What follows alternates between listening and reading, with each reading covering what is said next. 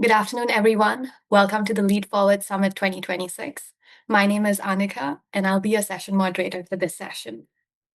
I'm a volunteer in the Mentoring Club, and we're thrilled to have you join us for this exciting event dedicated to honoring leaders in motion on purpose. Some housekeeping rules. The chat is disabled, so we all get to focus on the speaker's stories. Please put your questions in the Q&A section. We will review them and direct them to our keynote speakers later. Depending on the time, we can ask you to enable your audio to ask your question to the keynote speaker. You are in the keynote session, mentorship, and your organization's higher brain state. To start off, it's my pleasure to introduce our speaker, Laurie Crever, founder, author, speaker, university instructor, and comedy improviser. I invite Laurie and share the stage. Well, it's great to be with all of you at the LeadForwardSummit 2026. I am a fan and supporter of the Mentoring Club, so it's really an honor to be here. In my past corporate career, I had a program in my employee engagement portfolio, which was a 12-month mentor program. And I have so much passion and compassion for those of you who are either a mentee or protege, whether it's through a formal program or something less formal, and certainly really honor those of you who are mentors. As well, the content that I have for you today, it's going to speak to those of you who are in a position to start a mentor program or continue a program. Also, if you are someone, and I think that might be just about all of us, who's in a position to influence the start or continuation of a mentoring effort. In my experience, it's incredibly powerful to the culture of your university or your department or your company or the nonprofit where you work. And that's what we're going to speak to today.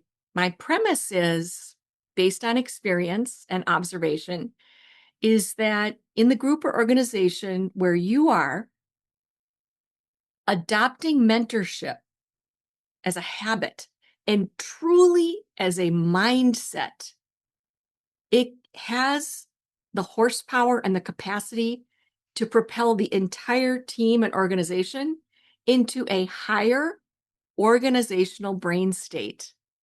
And that's what we're going to unpack today. So I'm going to begin by, of course, I have, 100 stories because the program that I operated, it was in existence for about a dozen years. And I was working in international space. So ultimately, we were in 38 countries. So I had hundreds of people that went through this program at all different levels because it was really open to anyone. If you were someone in an operations area with an hourly salary or hourly wage, you were eligible to get a mentor. If you were a senior vice president with 20 years of experience, you were eligible to get a mentor. So it was highly inclusive. The primary requirement was the desire and the willingness to be stretched and to be coached, right? To work with a mentor that you are willing to listen to them and give their idea a try. So the story I'm going to highlight in our session today, of course, I've changed the name of the person. Now, I've already stated that I worked for a couple of decades in a very glamorous, very enticing area of industry, and specifically in financial services. And that was international banking.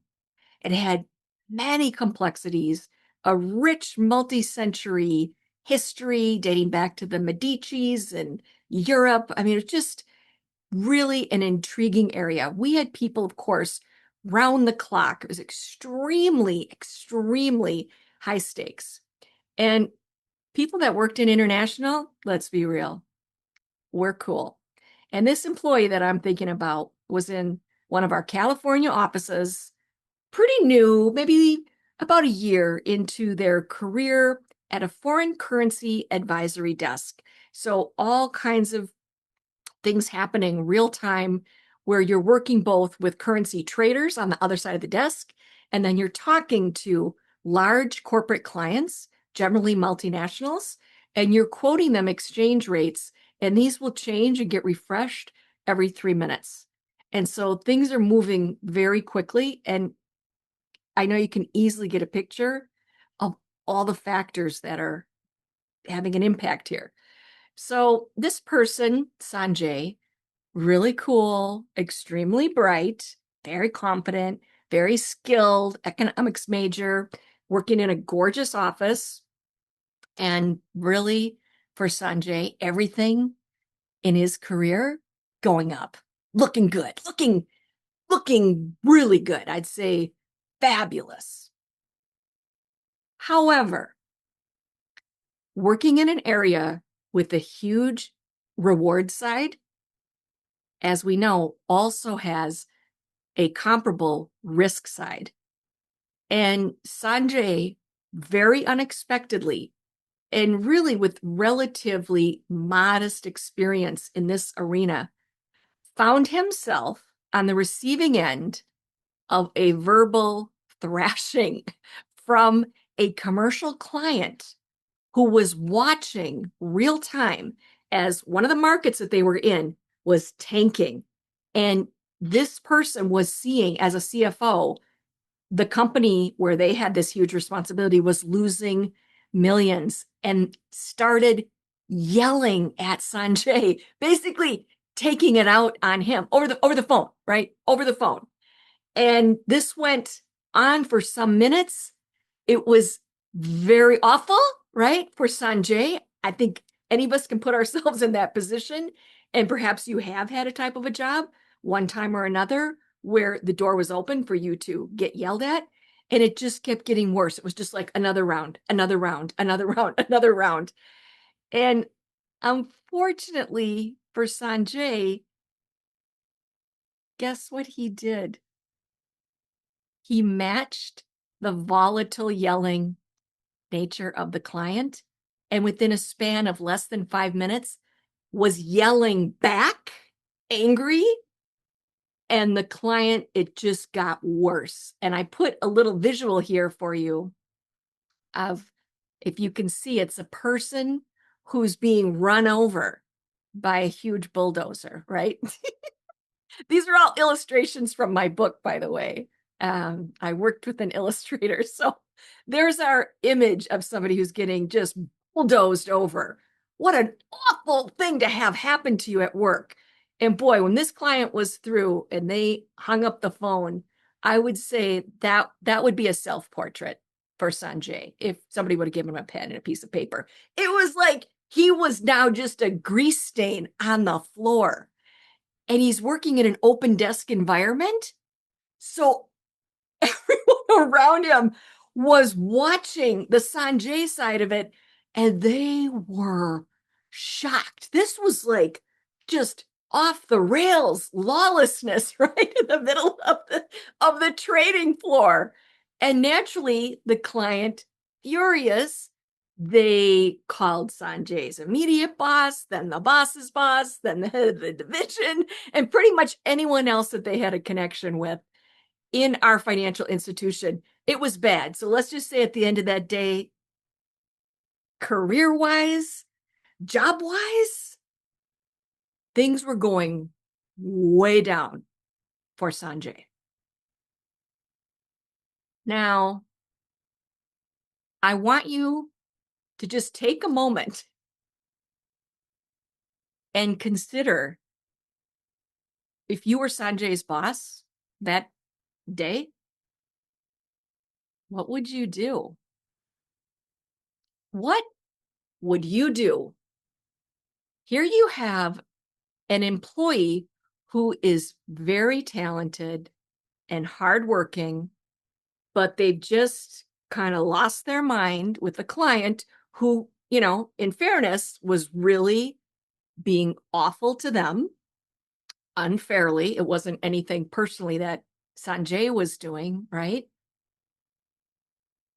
And in some ways, we found some of the employees admired Sanjay. It was like, wow, that would be something I would fantasize about doing, because in this arena, and I know many of you work in these types of environments, your clients are incredibly demanding, and it is stressful. It is stressful. So I'm just trying to provide, some balance here in our perspective about Sanjay and losing control. All right. So what would be the options that are coming into all of our minds if you were the boss? A punishment, a reprimand, right? What might that look like?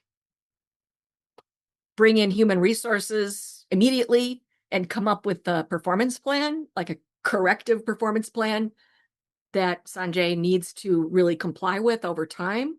And it could be also, part of that might be putting Sanjay into a probationary type of a space so that his job was not really secure until he got himself through that performance plan.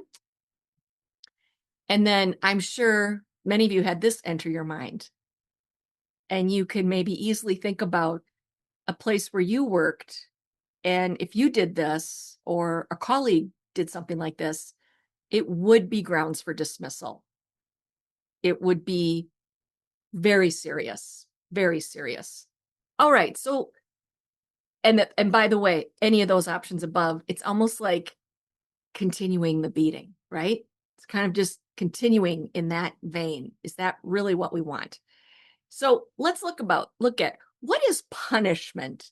What is punishment through a lens of brain science?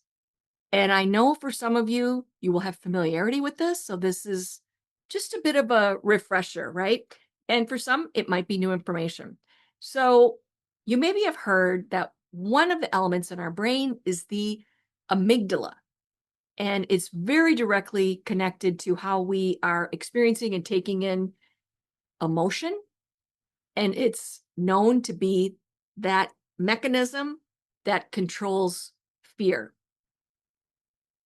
The amygdala is something that kicks in and just takes over when our brain perceives that our survival is being threatened.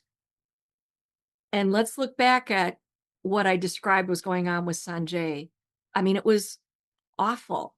Of course, I think it's easy to see how that could react on someone as so-called threat to survival, even though, he wasn't like slipping off a cliff or something, right? And once again, I think if you just for a moment reflect on, like, let's say, you swerved and because you almost got in an accident, it looked like someone was going to hit you while you're driving your vehicle. It's kind of that thing. It's such a immediate, strong threat to survival is what your body is perceiving in your brain, that the amygdala takes over to preserve your survival. Thus, Sanjay yelled right back. So part of this mechanism of the amygdala is, for better or for worse, it files things. It stores these prior experiences so that when the amygdala kicks in the future because of something identical or similar, then it will grab what they know from the past and they'll just sort of kick in and start to execute through you that same set of survival protection behaviors. So I put a little more bullet points there about the amygdala because I think this is really powerful. And we all have had times where we lose it, right? And it's also awful to be on the receiving end of somebody getting triggered that way and being very, very threatening. So I have some rudimentary visuals that I use. And just to give you, there's not going to be a quiz or anything, but just to give you or remind you of all the complexities of this. And it's happening immediately. So when the brain perceives a threat, it starts a whole chain of reactions in our body. These neurons in the amygdala basically get excited and they start firing chemical messages to the hypothalamus, which is also sometimes coined the fear highway. And that messaging is going to run next to the pituitary, and it's going to start releasing hormones like a stress hormone to signal now all different parts of your body and your organs. There's a threat here. We are under attack. And one of those is called adrenocorticotropic hormone. And that is produced by the this ACTH that gets produced. It's going to race to the adrenal glands. I mean, you can kind of feel it as I'm talking about it, right? You just start to sweat, and it's like everything else, you have tunnel vision, everything else just shuts down, and you're just in this very hyper vigilant, I've got to save myself state, right? And this is all firing through the bloodstream, and this is my way of helping to enhance our compassion for Sanjay, right? Seeing this chain reaction for him. But wait a minute. What was the start of the chain reaction? It was the client. It was the client. They started it, right? They felt threatened. Their amygdala hijacked them. They began to struggle and fight for their survival. And it just happened to show up as yelling at Sanjay, which then upset Sanjay. And guess what? Sanjay's having all this intense response and raising a voice and yelling, and it's starting to impact everybody physically around him. So here's something that's going to take you back to middle school science. And the amygdala, it is associated with, for many decades, we called this the fight or flight response. But somewhere along the way, another phenomenon got added, and that is freeze. So when the amygdala kicks in and all these body reactions are happening, in our scenario, first with the client and then got transmitted pretty quickly to Sanjay, many things are starting to happen in the body that we don't have any control over. And there's a list right there on your screen of how stressful this is and what the body will rapidly do to conserve so that you can fight. You can fight to stay alive. Pretty powerful. Again, this was not in a jungle with a tiger showed up or a bear all of a sudden. This was workplace, financial services. So let's just do another review here of what happened.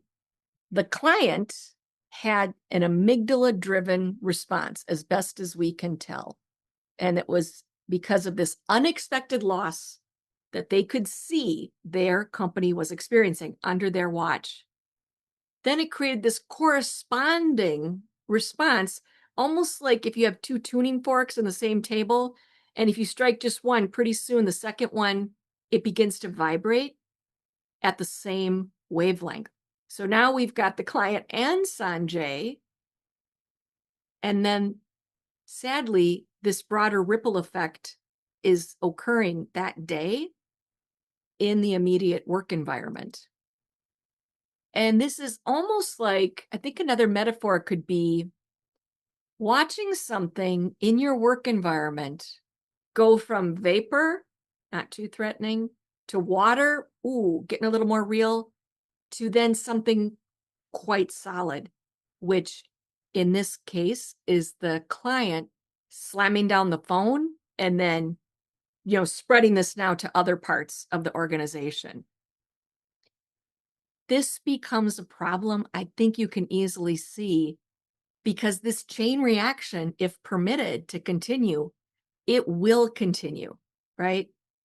I mean, at least for a few days, this was all the talk of that office. This was all the talk because it was so intense and so dramatic, and everybody wondering, what are we going to do with Sanjay? Well,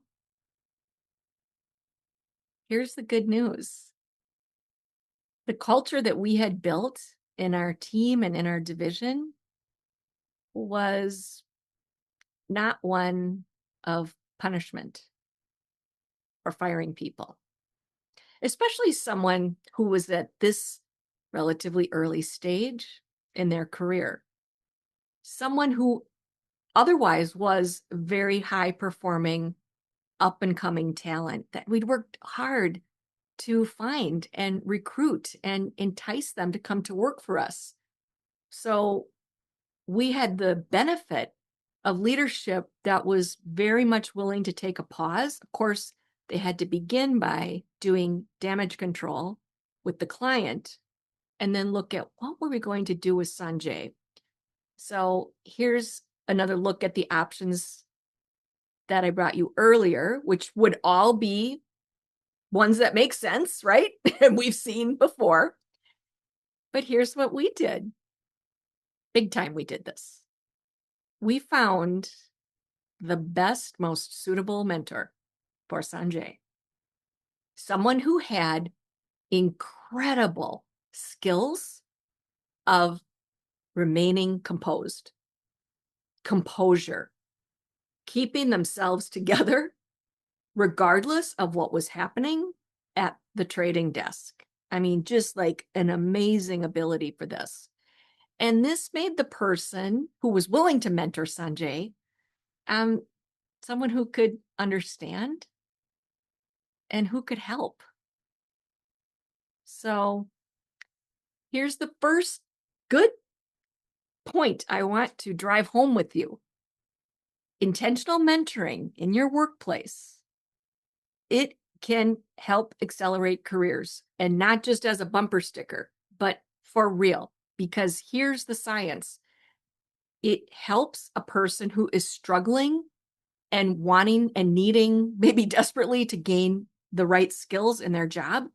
It helps them to halt the dwindling spiral of them feeling worse and having everything just get worse, right?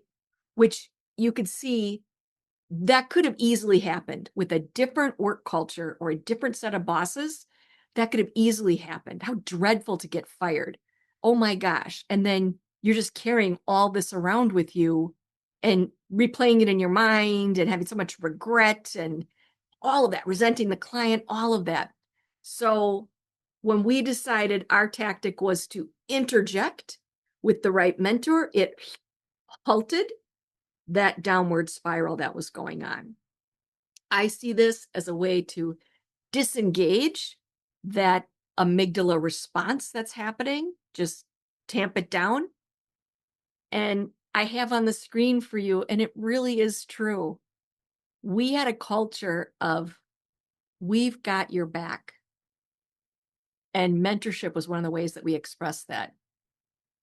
And what a huge difference that is. I imagine we've all worked at places where the vibe is more, you have to watch your own back, right? Because someone's trying to do something disruptive or damaging. And I cannot underscore enough how huge the culture of mentorship that we had was to fostering that positive culture.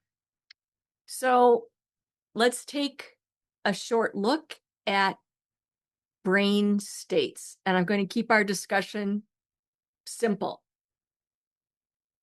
If you look up what are examples of operating in a high brain state, mentoring someone is an example that they give.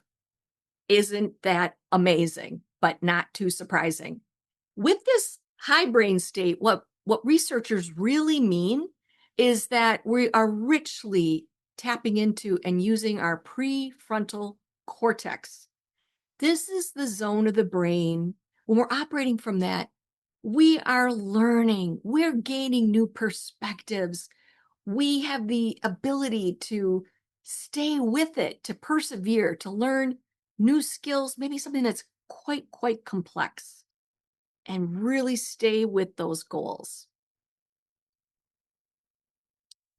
The prefrontal cortex, that is connected to high levels of cognition. realizing, seeing, and understanding. And this high brain function, drawing from prefrontal cortex, you'll also hear discussed as this is our executive function. And this is where we want to be as much as possible. And then the prefrontal cortex is also something that we draw upon to help us succeed in social situations, to help us, which Sanjay could have used, to regulate our emotions, right? And that's what Sanjay needed to be mentored on. How can I remain in my higher brain state and not yield if things go very badly within the markets, with the client, or anything else going on? These high, medium, and low brain states, as I said, I want to keep this pretty straightforward for our discussions, since this is really still within the larger context of mentorship in your workplace. There are models. One is called conscious discipline brain state model. I'll give you a little more shortly. And something else that's associated with the high brain state, you maybe have heard this term, operating in a flow state. A flow state. And please note, though I was raised by a surgical nurse, I am not a medical professional myself, and nothing I'm sharing today about brain states, it's not meant to diagnose someone or have us walk around or call someone out, hey, I think your amygdala been hijacked, or, no, this is for our constructive use and understanding, with really a purpose of having the means of bringing ourselves as best as possible into that higher brain state and helping others to do the same wherever we can. So I put a very popular book about flow state. If you haven't heard of it, I listened to it just in the last 6 months as an audiobook. And flow state, to remind, this is when you are doing an activity that you're just so into and you're good at it, you lose track of time. You might forget to eat, right? It's sometimes when people say, gosh, I love what I do so much, I would be happy to do it even if I didn't get paid for it. That's somebody telling us they're able to be in this flow state when they are doing that activity. So what do we mean by operational brain states? So the survival state, the lower brain state, that's what we've been talking about. When the amygdala kicks in, very focused on helping us to continue to survive. Then the next brain state, medium brain state, is also known as the emotional state. And you could see this could be maybe what the client started out in, just getting some verbal aggression, right? Turning into the yelling, and then it just got worse. But then that highest brain state or executive state, that's the one that is optimal for solving problems. And it's also, the research tells us, what gives us our ability to have empathy, because we're able to see something from someone else's perspective. And that was something too that Sanjay needed to get some mentoring on. How can he, the next time, really do a better job of putting himself in the client's shoes? This can be, as we know, immensely helpful if you are in a customer-facing role. And once again, I just want to be explicit that my wish for sharing this information with you is so that we get better at our own self-awareness and see if we can help others to understand this and move or stay in that higher operational state. So it's about what the Mentoring Club stands for: helping and uplifting others, not about judging or looking down on someone who is maybe legitimately struggling with some of this. So with Sanjay, I'm really delighted to tell you that the mentor that we matched him with, cannot believe the good fortune here, was a seasoned currency advisor in the same office. So that's nice, where that is available if it's in the same geography, so they could do, sessions together. though she was really successful in international banking, while she was in college in Chicago here in the United States, she did all the improvisation classes at a renowned comedy theater called Second City of Chicago. And so those improvisation skills where you learn how to be in the moment and respond appropriately, also manage whatever is thrown at you, no matter how unexpected, she was using those skills throughout her banking career. This was part of how she was so admired for having such great composure. So she did different drills. They worked together, remember, for 12 months, connected to what you learn in improv, also some other communication drills.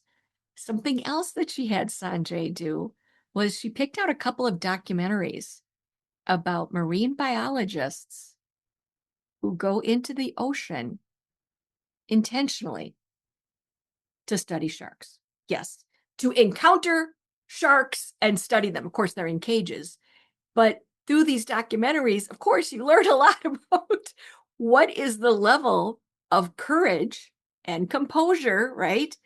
To keep yourself out of that amygdala hijack state. That would not be good, right? You have to stay in a certain brain state to do this job well. And that was all you can imagine, just so interesting to Sanjay, so perfect, so perfectly helpful. And to Sanjay's credit, he was up for it.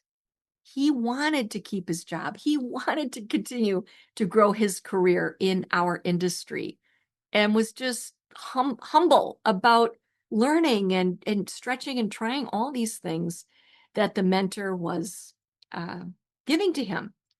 So that's my second main point that I wanted to impart to you today, is that when we interject with a performance issue with thoughtful mentorship, after we've halted that drive toward going into a lower brain state, now we can also bring both members of the mentoring pair up into higher brain states, because being a mentee and being a mentor are both higher brain state functions.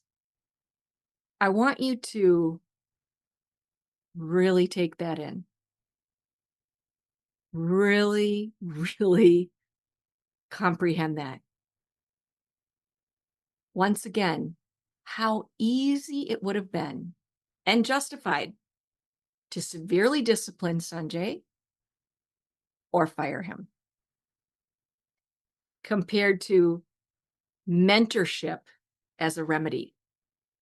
And what that did was so helpful to both the mentor and the mentee, because you learn so much, as I think many of you know, when you mentor someone. And then it also had the benefit of rippling out to others. And so that's my third point, is we're going to take a look at the concept of the organizational brain. This idea of an organizational brain was first brought into management conversation in a university setting about 40 years ago by a management professor up in Canada, Gareth Morgan. And he wrote a book, Images of Organization, and it's been reprinted a couple of times. And what he basically said is, in the same way that an individual human has a brain with all this interconnectivity, all this complexity, and these various functions, so too does the organization have a brain. And it's going to be created, nurtured, modified, evolved, right? As the individual parts of the organization evolve and interact with one another. And look at that, what the professor says. In the same way that our individual brain has these functions, so too can our metaphorical organizational brain process information, learn from experience, adapt to the environment, and make decisions. You think about if you were to pull out a list of what companies are on the Fortune 500 list or Fortune 100 list from 2016, so 10 years ago, and then look at the most current list for 2026 and compare them, you will be sadly amazed how different the list is. What does that suggest to us? That somewhere along the way, however that organizational brain evolved, was cared for or not cared for, that company did not adapt, did not learn from experience in a way that would enhance and ensure its continued survival and growth. And thus, they're no longer on the list. New organizations have sprung up. So I just want to make sure that we're getting the importance of this, the relevance of this. I think it's such a useful concept. So in the organization that this management professor, Morgan, envisions, it's in a high brain state. Collaboration is highly valued. People can exchange truthful information that's needed and is accurate. It's not a backstabbing, attacking environment. Employees, in fact, are encouraged to share their ideas and perspectives. They're affirmed for that, right? Well, what does that sound like? That sounds like what mentors and mentees do when they come together. So it's a wonderful role modeling of how an organization and as many discussions and relationships as possible could be operating. Truthful, relevant, purposeful, with humility and seeking further growth and understanding. And so what I genuinely know that I observed and experienced during my time running a successful mentor program in a really positive culture is that we were largely operating in a high brain state. I mean, people really did stick around. We had one department within our broader division, which ultimately was about 4,000 people. And this one department, they didn't have anybody leave within a 4-year period. In other words, anybody that was new hired into this expanding team, they stayed. We didn't lose anybody. If we did lose anybody, it just was because the person was getting promoted and they were going to a different part of the company. But, nobody left the company. Now, that tells you, not that I don't want to suggest that mentorship was the entire tip of the spear on that. Of course, there's all kinds of other factors, getting treated fairly, having a good, fair salary, that's competitive in the marketplace, and good benefits package. But I think this culture that we steadily created and nurtured, our organizational brain, it was so welcoming and really demonstrating and modeling, we have your back. We know everybody's going to have performance challenges, and we're not going to be so quick to be punishing when it comes to that. And I put a little graphic there to symbolize growth and thriving. So now let's look at, if you have on one hand an organization or team with this very positive wave, of which mentoring is one aspect, but there's other aspects as well. Then let's contrast that to the situation I described of Sanjay and that really angry client.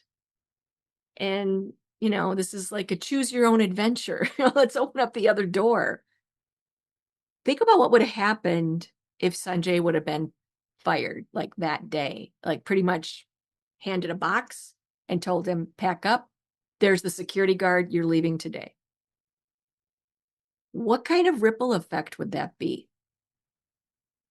Everyone on the team would have a strong emotional response. They would go into a let's guess, a medium brain state, strong emotion, and maybe even themselves a lower brain state for a short or long period of time of real fear, anxiety. Oh my gosh, that could have been me. They're just going to, shove you out like you're being put out with the trash from the office that day. I mean, this is the worst kind of workplace. And I think each one of us have probably had those experiences. I also personally find if you have that type of environment or manager, it's such a huge time waster because all the smart people on the team that work for that manager are talking about it all the time. Can we have coffee? I need to vent. Can I get on the phone with you? Right? I mean, it's just, it's ugly. It's so bad for the organization. So that's my third key point that I want to share with you today is when we put together in our team, organization, your university alumni association, your local business association, however it is that you're plugged in to mentoring now or as a possibility for your future, the behaviors and the interchange of mentor-mentee discussions has a capacity of rippling out and bringing more people in that culture into their executive function. In other words, their higher brain state. So I think if we can remain committed to noticing when someone's having challenges and see how we can help them constructively, not in a judgy, punitive way. I just feel like, hey, as long as they are willing and open to feedback, then let's do that. That's what we're all curious and wanting to be part of, mentoring efforts. As I stated earlier, mentoring is something that the research tells us it's a great example of operating from your prefrontal cortex. And then how mentorship can really, really contribute to someone's sense of belonging and value in the workplace. In this program that I ran, it was, as I've said, a 12-month program. And so always at that 12-month mark, we would have a luncheon where we would celebrate and congratulate those that were graduating. And then we were welcoming in and we had done an orientation for the new proteges. And because the story was so dramatic and turned out well because Sanjay was a success story from his mentoring relationship, I asked Sanjay if he would be willing to share the story at the mentoring luncheon, the program, which, 150 people went to this, a lot of senior leaders, think about it, your workplace, people important that you would like to impress. And this was not really, the finest moment for Sanjay. But to his credit, yes. So I helped him write a speech and tell the story. And so many people were nodding their heads like, wow, I understand while he's telling the story.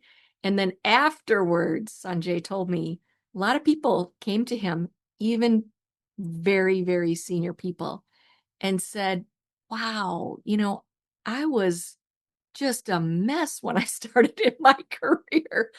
I wish I would have had a caring mentor like you've had. That would have helped me so much. So I go back to what I stated in the beginning. I just have such passion for this. I think when we can have mentorship really as our mindset and as a habit within our organization, it can bring everybody up, right? It's like the rising tide lifts all boats. And then here's just a quick summary of those 3 key points that I made. And that's pretty much what I wanted to share with you. I guess I would be very happy to open this up for some discussion now or question answer. Very happy to do that, including if you want to ask me about comedy and improvisation. That's fine. That's fine too. Or we can talk about mentoring. I teach at the university and I'm a facilitator with the Center for Mentoring Excellence. So I love this topic area, and I work with people sometimes in different countries, many different industries on mentorship. So anyone? Thank you, Laurie, for the enlightening conversation. As Laurie said, we'll open the floor to our audience's questions. So if you haven't submitted your question yet, please feel free to do so in the Q&A section. This is Liesel. The situation that you described with Sanjay making the error in the customer relationship and being and instead of being disciplined for it was supported positively. Yeah. I think that is it's an experience that we also have in the mentoring club, and I'll share that in a bit after I ask my question.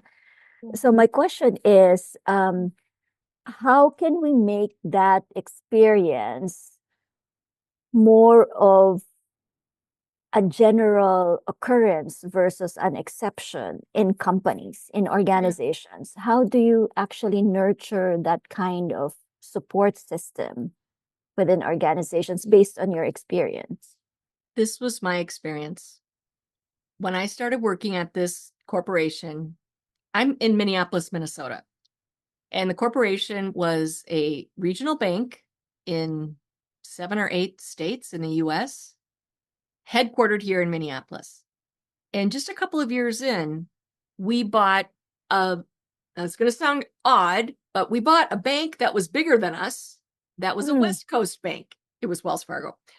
And the reason we were able to buy them is they had entered into an acquisition to get more states, right, of banking locations. But it was a bit bossy and arrogant. It's a case, I don't know if it still is, but for a long time, it was a case study of how not to do a merger, how not to do an acquisition. And so because, it wasn't so friendly, they lost a lot of talent from that financial institution that they acquired, and they lost a lot of customers. So their stock price was such that our Minneapolis corporation, Norwest Bank, which we retired that name, we bought them. And so I'm in probably year 2.5 of working at Norwest in global banking.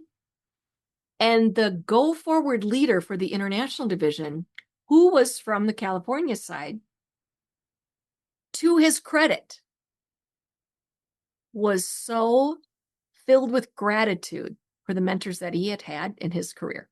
He had gone to work for Wells Fargo right out of college and worked there for 44 years. That's where he retired from. He came to me and said, we're going to create this whole new zone of activity to engage our employees and have a positive work culture. There's a lot of emphasis on inclusion. And he said, I want you to start with creating a mentor program. And he said, I'll sponsor it. And guess what? He did. He funded everything. I hope you're hearing, folks, this was part of my job. I was not doing this as a volunteer. So this became, I was communications, internal, public relations, employee engagement. Anyway, so for all of those 11 or 12 years, he put all the funding there. He was very visible. He personally, even though he was the head of the whole division, he personally mentored somebody every single year. He always spoke at the lunch. And so it became, the thing to do. So anybody who was asked by me to mentor, they were super honored, super behind it.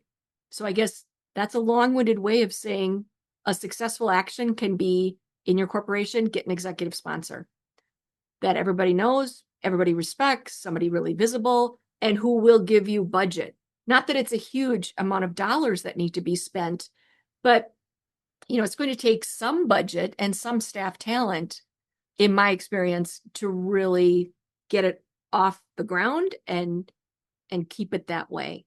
So just to finish this story, and this will surprise no one, when that very well liked, very respected division head retired, his successor came in and within 18 months had destroyed every good employee engagement and diversity program that we had. Mm. He just killed them all off, even though specifically for the mentor program. And I thought about this today, getting ready for this talk. Various executive vice presidents who had been mentoring in my program for years, they went to him and implored him, don't, cancel the mentor program. And they all said, do you want me to take on more mentees? Like, could you imagine? This is a busy EVP is saying, gosh, I've always tell Lori I'm happy to mentor one person, but I could do 2 or 3. Like, we love this program. It's such a great way for us to pay it forward, and it's such a good part of our culture. But my theory is that the successor, the new leader that came in, just had such a huge ego. He didn't want to hear all the praise and the affection for his predecessor, because of course people would call it by the name of the executive, like it was his program. Now that he's retired. So the new guy's like, oh, la, la, la, la, I don't want to hear his name. So I feel I'm sharing this to just even further underscore, I think an executive sponsor who personally is like all of us, someone who's like Liesel, someone who's like me, personally is passionate about career mentorship and knows how powerful it is. That's who you want as your executive sponsor. So based on that story, it boils down to me again. It's like it's a reinforcement of what I've been thinking of. It has to be a culture change where the values are understood and lived by the people, especially the people in leadership, because the people who are being led, who eventually will become leaders themselves, will model, not just model. If they're experiencing the mentoring themselves, then they will get to develop that same culture. And based on what you said, this new person came from outside and was not ingrained in that culture, and it became a political transition. So yeah, so I think that would be, you answered it. It's a culture change, and somebody, not just one person. So I guess the lesson there is not just one person has to advocate for it, but multiple people with the power, or not, power is not the right word, with the determination, right, to push it forward. Yes. Got it. And I was I mentioned earlier that related to this, like I want not in an organizational setting, but more in a community setting. It's my experience as a mentor in the mentoring club, and part of it is cultural differences between where I'm coming from and where the mentee is coming from. Like, for example, the culture is, oh, I need to look good, kind of culture, and we have a problem about he's not achieving his goals, and why is that not happening? If I don't get the real answers, I wouldn't be able to help him. And so there has to be that openness of being able to share what's happening in the other person's life, and for the mentor to understand, okay, so if that's the situation, you cannot change culture in Africa, right? You have to understand it, and then just see what are the ways by which you could encourage the mentee. Well, in my case, how I could encourage the mentee to step out of that like belief that I shouldn't be saying this, I shouldn't be sharing this, I shouldn't be, doing things, right? Because my community does not see that as okay, right? So and that takes a lot of courage from the mentee also, because they're like fighting culture. They're going to be heads on with culture in the environment, so it has to be a balance. So that's another um, uh, reminder for me, Yeah. I must say. Yeah.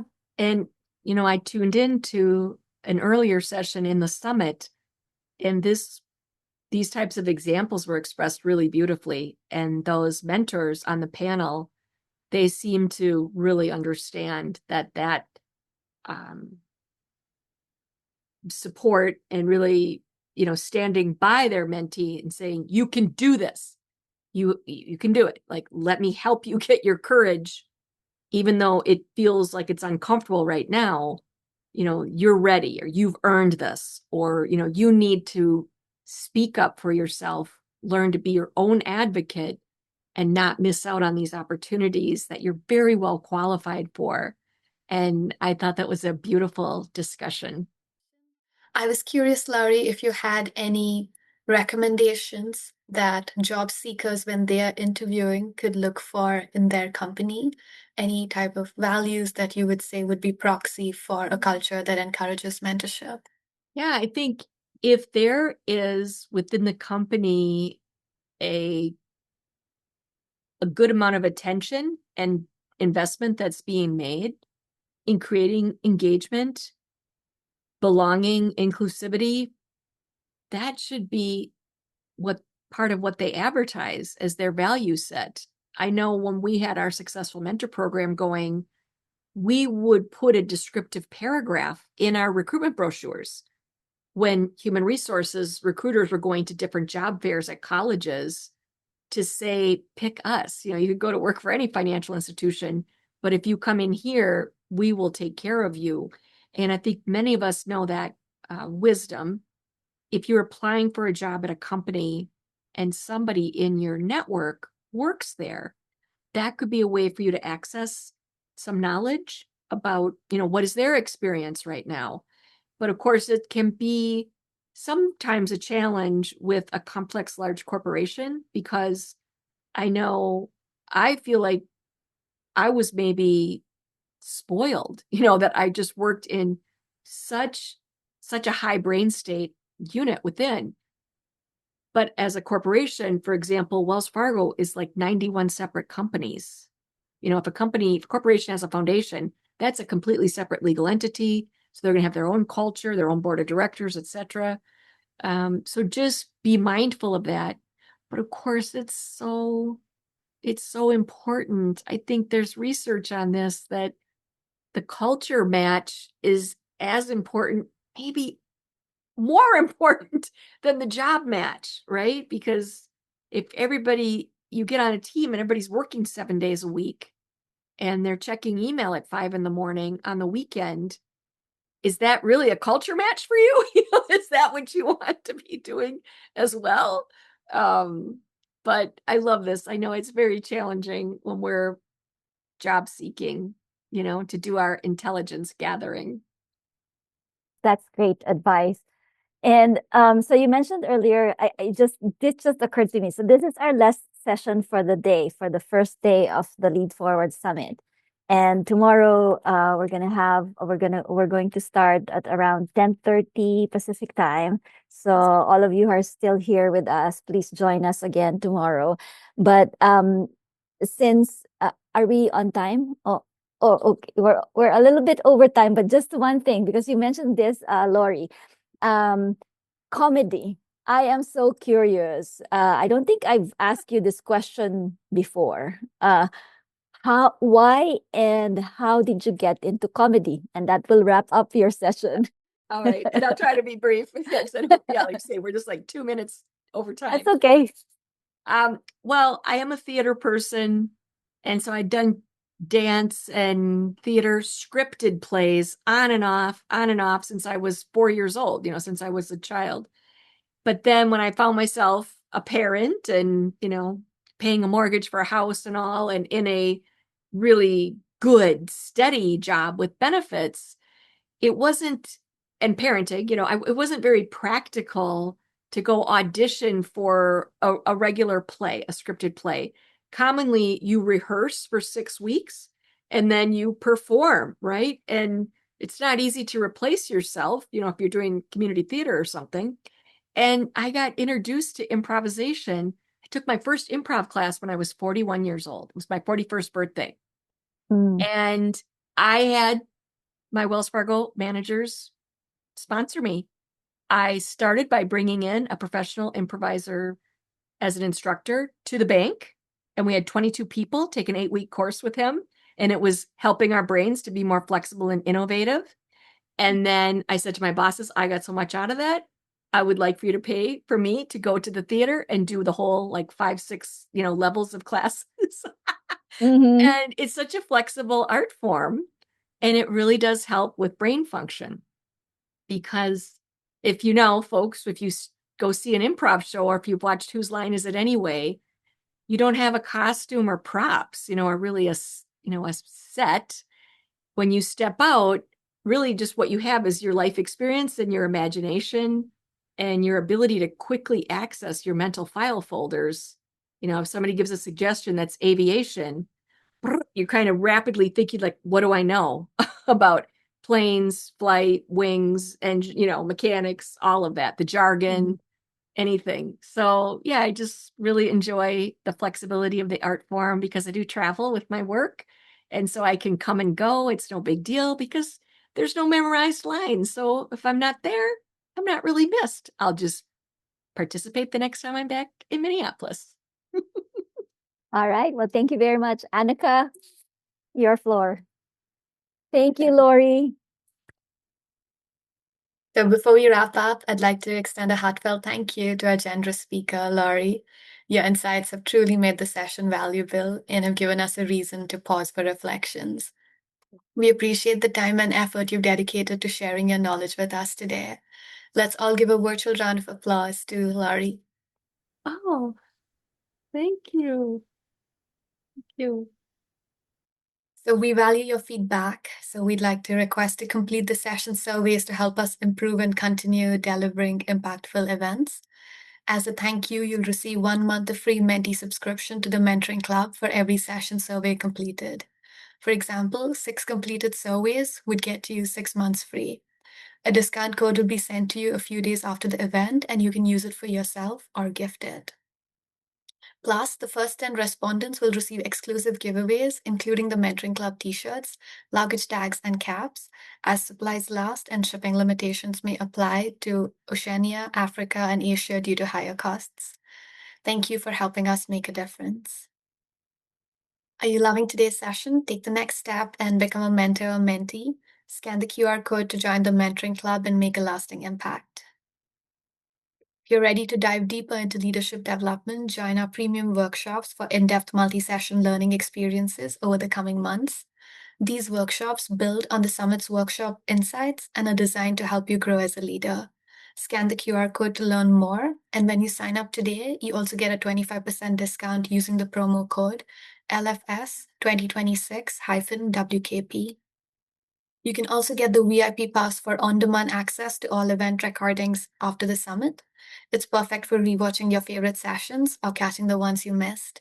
We are offering the VIP pass for $13 for 13 sessions. To celebrate our 10th anniversary with you, we're also extending a 10% discount when you subscribe to the VIP pass today. Simply scan the QR code. Please join us for our sessions on day 2 of the LeadForward Summit tomorrow. In the meantime, the chat has been enabled. Feel free to connect with fellow attendees, share your thoughts, and engage with one another in the chat. This is a fantastic opportunity to expand your network and exchange ideas with like-minded individuals from around the world. In just a moment, we'll play a special video introduction about the Mentoring Club. This video will provide you with a deeper understanding of TMC's vision, mission, core values, and insights from our mentees, mentors, volunteers, donors, and supporters. I'll remain here as your host, so if you have any questions or need assistance, don't hesitate to reach out. Let's make the most of this time to connect and learn more about the purposeful work TMC is doing.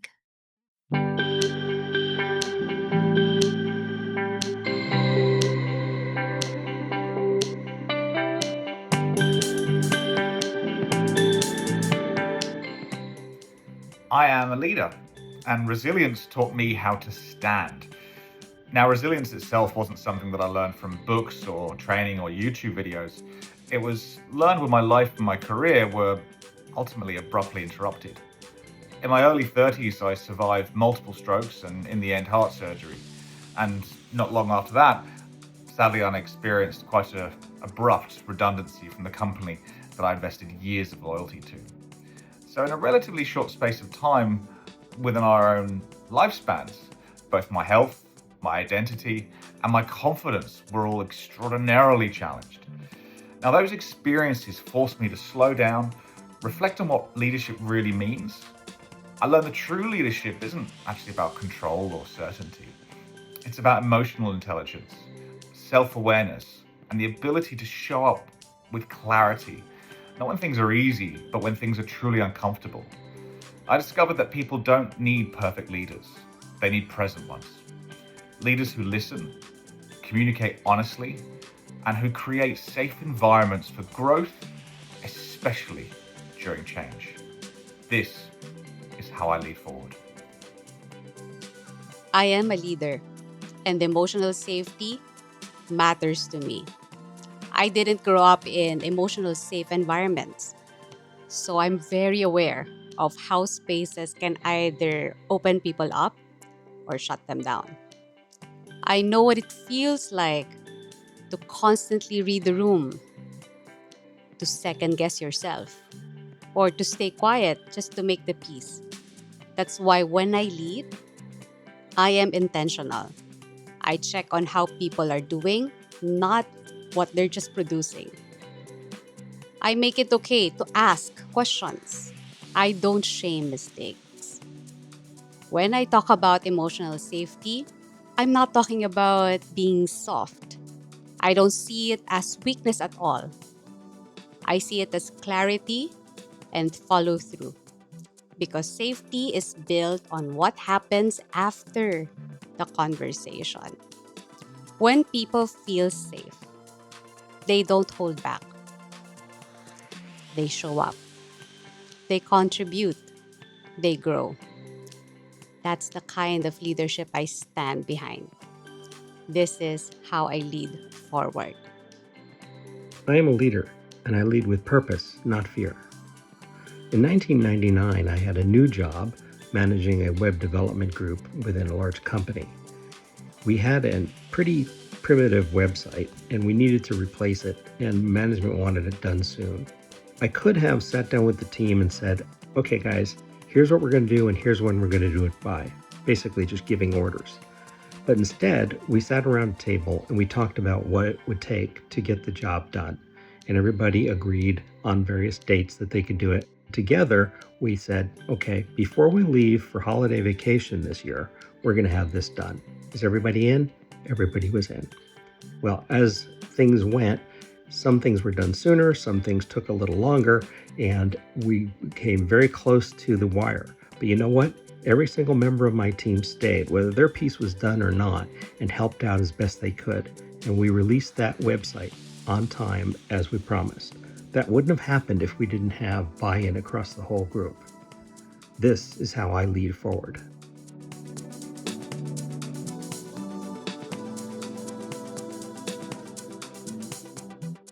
I am a leader. I was born to a modest couple in the Philippines, the youngest of 4 girls.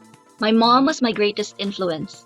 I take after her with her kindness and creative problem-solving discipline. I have been in California for 22 years now. I joined an internet consulting company in Silicon Valley as business development manager in 2002, became chief operating officer and part owner after 8 years, then exited in 2020 to focus on the Mentoring Club, my give back passion project. The Mentoring Club connects working people to accomplished leaders for leadership development mentoring. With a growing community of hundreds of mentors, mentees, volunteers, donors, and partners globally, we are giving the gift of leaders to the world. What is my vision for the Mentoring Club? When I started the Mentoring Club in 2016, I declared that our mission is to provide a mentoring community for young leaders. When we launched, not only young leaders signed up, mid-career people and advanced career people signed up. And so we evolved our mission to provide a mentoring community for aspiring and seasoned leaders, where seasoned leaders refer to both the mentors and the mentees. Today, anywhere in the world, we help working people find mentors who can guide them to develop the skills they need to achieve their career and life goals. We help mentees fulfill their goals through meaningful work that creates positive impact in the world. We believe that when we're doing meaningful work, that's when the leaders in us come out because we care about the results. And when we care about the results, then that is how we can make a positive impact in the world.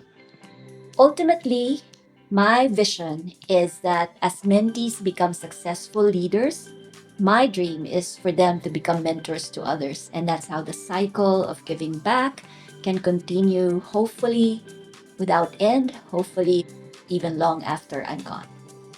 When Lisel put that vision on the screen, it made it so easy for me, one, to take in, and two, to brag and share. This is what the Mentoring Club is about. Now, contrast that with, here's a one-page brochure.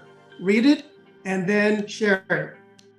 I'm not likely to do that, but just because Lisel made it easy for me to see a picture, the best part of the picture, I could see myself in that picture. One of the ways we attract people into the Mentoring Club is to share our leadership core values.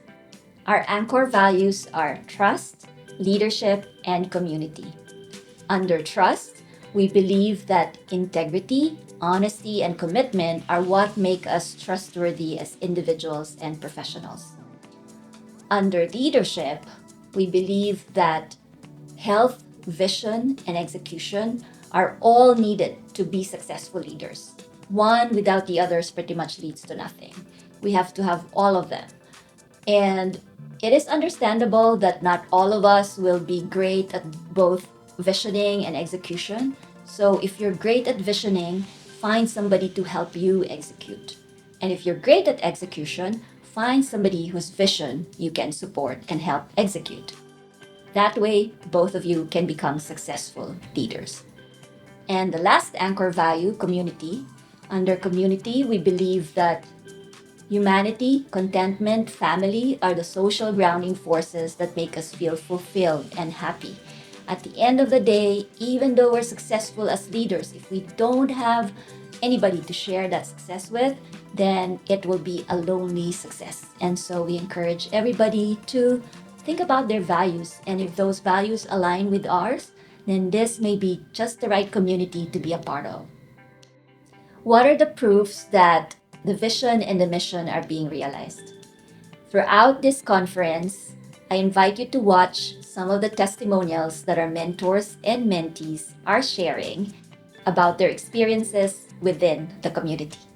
I think one of the biggest reasons why I've had so much enjoyment and also satisfaction in the past 6 years of my career is all the mentors and the people I've met along the way. At my first job, I can name at least 3 people who've really made a difference at my role, where I was coming out as a fresh graduate, going on to my first client project as a management consultant, not knowing what to do, and having people point me in the right direction. And I think it's so important to make sure that there's someone who's more experienced than you or have more insights who can lead you along the way, and which is why I think the Mentoring Club is so valuable. When I came in touch with the Mentoring Club, it was just a vast variety of knowledge bases and expertise in all types of different fields. And as I spoke with everyone who was a part of the Mentoring Club, they gave me a new perspective on their own life that was, in a way, something that I felt like I never really had. It was very easy for me just to say, sign me up.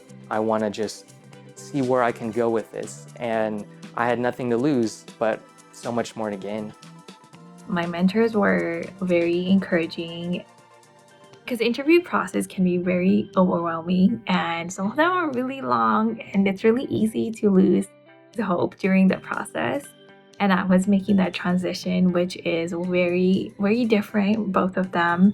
Thankfully, I had a lot of volunteer experience that was able to kind of make also the transition easier. But definitely having a mentor during that process gave me more motivation and that little push I needed on the day. I didn't really think that I could do it. So having that mentor during that process was really, really helpful. I am in a job right now that I really like, and I'm very happy I made that switch. And just having someone to be your kind of like a cheerleader that time of transition where there is a lot of uncertainty and you're trying to figure things out, it was just really helpful for me.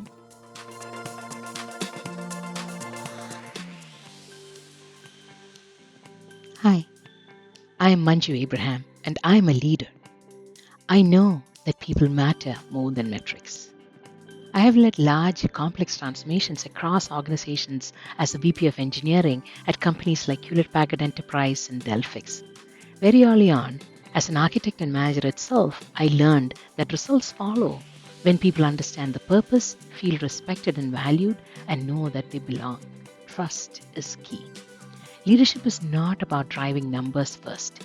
It is about creating clarity, explaining the why, and setting direction. We have to define goals and measures of success and give them the chance to own it. Metrics do matter, but they are indicators, not the mission. When results fall short, it is rarely a motivation problem. It's usually a resource or a process issue asking to be addressed. That is where leadership matters most. Remove friction so people can take ownership, move with confidence, and do their best. That is how I lead forward confidently.